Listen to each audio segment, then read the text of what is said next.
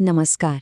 आज हम एक ऐसे समुदाय की कहानी जानेंगे जिनकी आबादी तो बहुत ही छोटी है, लेकिन मॉडर्न इंडिया को बनाने में जिनका योगदान इतना बड़ा है कि आप हैरान रह जाएंगे।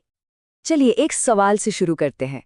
अगर आपसे कोई पूछे कि भारत की सबसे सफल और सबसे अमीर माइनॉरिटी कम्युनिटी कौन सी है, यकीन मानिए इसका जवाब ज्यादातर लोगों को चौंका देता है। जरा इन चीजों के बारे में सोचिए। भारत की पहली स्टील मिल, पहली कमर्शियल एयरलाइन, पहला लग्जरी होटल और तो और एशिया का पहला स्टॉक एक्सचेंज। अब मजे की बात यह है कि इन सबके पीछे एक ही कम्युनिटी है।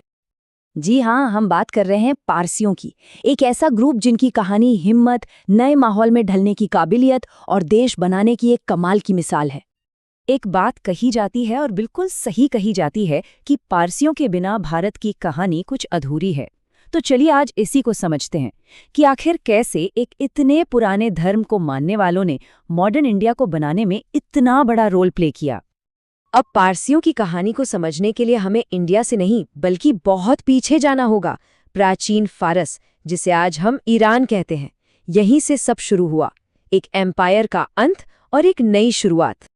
तो पारसी आइडेंटिटी के दिल में है उनका धर्म, ज़ोरोएस्ट्रियनिज्म। ये दुनिया के सबसे पुराने मोनोथियस्टिक मतलब एक ईश्वर को मानने वाले धर्मों में से एक है। सोचिए, करीब 4000 साल पहले प्राचीन फारस में इसकी शुरुआत हुई और इसके फॉलोअर्स को ज़ोरोएस्ट्रियंस कहते हैं। तो हुआ क्या था, चलिए इस टाइमलाइन से समझते हैं। 7वीं सेंचुरी में फारस में ज़ोरोएस्ट्रियन ससानिड एम्पायर का बोलबाला था। सब बढ़िया चल रहा था, लेकिन फिर 633 से 651 एडी के बीच राशिदुन कैलिफेट ने हमला किया और ये पूरा एम्पायर खत्म हो गया। इसके बाद जो हुआ वो था उत्पीड़न का दौर, और इसी से बचने के लिए 8वीं से 10वीं सदी के बीच ज़ोरोएस्ट्रियंस ने अपना घर छोड़ना शुरू कर दिया। अब सोचिए ये कितना बड़ा बदलाव था। मतलब एक तरफ ससानिड एम्पायर में उनका धर्म स्टेट रिलीजन था, सबसे ऊपर, और दूसरी तरफ कैलिफेट के राज में उन्हें धिम्मी बना दिया गया, मतलब सेकंड क्लास सिटीजन। ऊपर से जजिया टैक्स अलग, और भेदभाव तो था ही। यही वो वजहें थीं जिसने उन्हें अपना घर बार छोड़ने पर मजबूर कर दिया। और यहीं से शुरू होता है उनकी कहानी का अगला चैप्टर, उनका भारत आना, और वो मशहूर किस्सा जो आज भी सुनाया जाता है। उनकी इस जर्नी का जिक्र मिलता है किस्सा-ए संजान में, मतलब संजान की कहानी। इसमें बताया गया है कि कैसे ये रिफ्यूजी नावों में बैठकर पहले दीव आइलैंड पहुंचे और फिर गुजरात में, जहां उन्होंने वहां के लोकल राजा जाडी राणा से शरण मांगी। अब यहाँ एक बहुत ही मशहूर कहानी है। कहते हैं राजा जाडी राणा ने उन्हें दूध का एक लबालब भरा ग्लास भेजा। इशारा ये था कि भाई हमारे राज्य में तो बिल्कुल जगह नहीं है। जवाब में पारसी पुजारी ने क्या किया, उसमें थोड़ी चीनी मिला दी और कहा, जैसे ये चीनी दूध में घुल गई है वैसे ही हम भी आपके राज्य में घुल मिल जाएंगे। इसे मीठा बनाएंगे पर इसे छलकाएंगे नहीं। क्या कमाल का सिंबल था ये पीसफुल कोएग्जिस्टेंस का। राजा इस जवाब से बहुत इम्प्रेस हुए और उन्होंने कुछ शर्तों पर उन्हें पनाह दे दी। शर्तें ये थी कि पारसी वहाँ के लोकल कल्चर को अपनाएंगे, उनकी औरतें साड़ी पहनेंगी, सब गुजराती भाषा सीखेंगे, आदमी हथियार नहीं रखेंगे और सबसे ज़रूरी वो अपने धर्म का प्रचार नहीं करेंगे। और पारसियों ने ये सारी शर्तें खुशी खुशी मान ली। हाँ, एक बात यहाँ समझनी जरूरी है, ये जो कहानी है ये सदियों बाद लिखी गई थी, तो इसे एक फैक्ट से ज्यादा एक सिंबॉलिक चार्टर की तरह देखना चाहिए। ये कहानी दिखाती है कि पारसी कम्युनिटी का ईथोस क्या है, शांति से घुल मिल जाना। तो अब आते हैं कहानी के उस हिस्से पर जहां हम देखेंगे कि कैसे रेफ्यूजी बनकर आए ये लोग मौकों को भुनाकर बिजनेस के टाइटन बन गए। तो ये हुआ कैसे, इसके कुछ स्टेप्स थे। पहले तो वो गुजरात में आर्टिजन और छोटे मोटे व्यापारी बनकर सेटल हुए। फिर उन्होंने एक बहुत बड़ा और स्मार्ट मूव लिया। वो बॉम्बे यानी आज के मुंबई आ गए, जो उस वक्त एक उभरता हुआ पोर्ट सिटी था।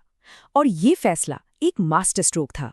यहाँ उन्होंने चीन के साथ ओपियम और कॉटन के ट्रेड में हाथ आजमाया, जो सुपर प्रॉफिटेबल था। खूब पैसा कमाया, पर वो यहीं रुके नहीं। इस पैसे को उन्होंने अपने बच्चों की वेस्टर्न एजुकेशन में इन्वेस्ट किया, और बस यही वो नींव थी जिस पर मॉडर्न इंडियन इंडस्ट्री की शानदार इमारत खड़ी हुई।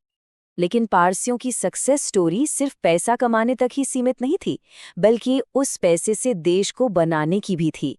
इसे आप कह सकते हैं कैपिटलिज्म विद अ कॉन्शियंस, मतलब ज़मीर वाला पूंजीवाद।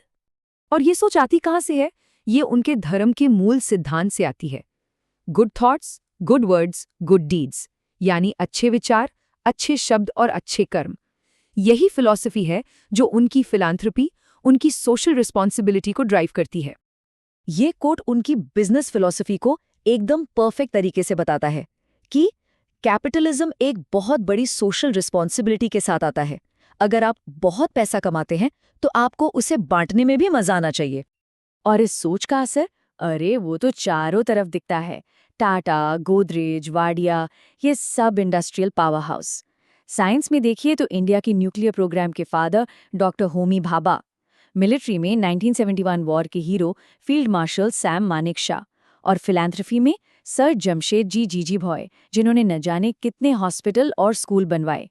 इन सब ने मिलकर ही तो मॉडर्न इंडिया की नींव रखी है। लेकिन इतनी शानदार हिस्ट्री के बाद भी आज ये कम्युनिटी एक बहुत ही अनिश्चित भविष्य की तरफ देख रही है। उनकी पूरी विरासत, उनका लेगेसी आज एक बड़े खतरे में है। पता है, आज इंडिया में पारसियों की पॉपुलेशन कितनी है? लगभग सिर्फ 57,000। ये नंबर सच में चौंकाने वाला है। और ये दिखाता है कि ये कम्युनिटी एक एग्जिस्टेंशियल क्राइसिस, मतलब अस्तित्व के संकट से गुजर रही है। और इंडिया की इतनी बड़ी आबादी में ही कितना है? सिर्फ 0.006%। ये आंकड़ा जब देखते हैं तो समझ आता है कि उनकी घटती आबादी कितनी बड़ी चिंता की बात है। तो सवाल उठता है कि भाई ऐसा हो क्यों रहा है? इनकी आबादी घट क्यों रही है? इसके कई कारण हैं। एक तो जो भी पढ़ी लिखी और अमीर कम्युनिटीज होती हैं, उनमें फर्टिलिटी रेट अक्सर कम हो जाता है, शादियां भी देर से होती हैं। फिर इंटरफेथ मैरिज को लेकर काफी सख्त नियम है। अगर कोई पारसी महिला बाहर शादी करती है तो उनके बच्चों को अक्सर कम्युनिटी में एक्सेप्ट नहीं किया जाता। और हाँ, ये कम्युनिटी किसी भी तरह का कन्वर्जन यानी धर्म परिवर्तन को स्वीकार नहीं करती। और ये सब हमें एक बहुत ही बड़े और मुश्किल सवाल पर लाके खड़ा कर देता है।